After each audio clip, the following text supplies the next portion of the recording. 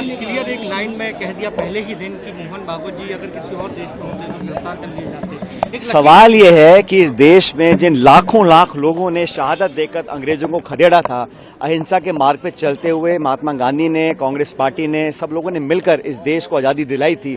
उस 15 अगस्त 1947 की आज़ादी को आप आज़ादी नहीं मानेंगे, इसका क्या मतलब है?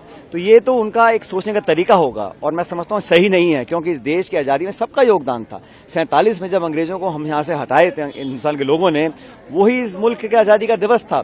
उसके बाद अलग अलग धर्म जाति की बात करना मैं समझता हूँ गलत है। और कहीं ना कहीं जिन लोगों का संविधान में, देश के कानून में, हमारे इतिहास में, संस्कृति में विश्वास है, वो मानते हैं कि देश को आज़ादी जो मिली थी सबके योगदान से मिली थी, उसको अनदेखा करना मैं समझता हूँ बहुत गलत है।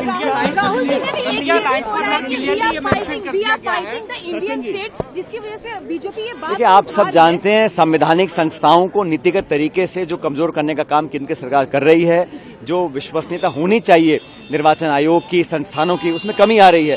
तो हम चाहते हैं कि पारदर्शिता हो और जवाबदेही तय हो। अगर हम लोग को सवाल पूछते हैं सदन के अंदर, सदन के बाहर, उसके जवाब मिलने चाहिए। तो जो संस्थाएं हैं उनको निष्पक्ष, ट्रांसपेरेंट और क्रेडिबल होना पड़ेगा और हम लोग अपना संघर्ष जारी रखेंगे सड़कों पे, सदन के अंदर।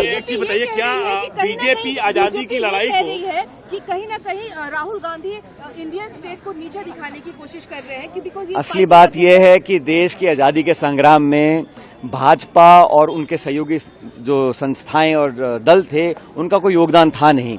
देश की आज़ादी दिलाने में कांग्रेस का पुराना इतिहास रहा, शहादत का, बलिदान का, त्याग का, तपस्या का, उससे इनका कोई लेना देना नहीं है। जिसने कुछ खोया नहीं, जिसने शहादत नहीं, जिसने अपने परिवार को नहीं छोड़ा, जो जेलों में नहीं गए, वो इस देश की आज़ादी को समझ नहीं सकते। इसलिए उनको आज़ादी के अलग अलग दिन दिखाई देते हैं। इस देश को आज़ादी भारत के लोगों ने दिलाई थी, महात्मा गांधी के नेतृत्व में कांग्रेस पार्टी ने दिलाई थी, हम सबों ने मिलकर दिलाई थी। तो 47 15 अगस्त को कौन भूल सकता है? और जो भूल रहा है वो बहुत बड़ी गलती कर रहा है।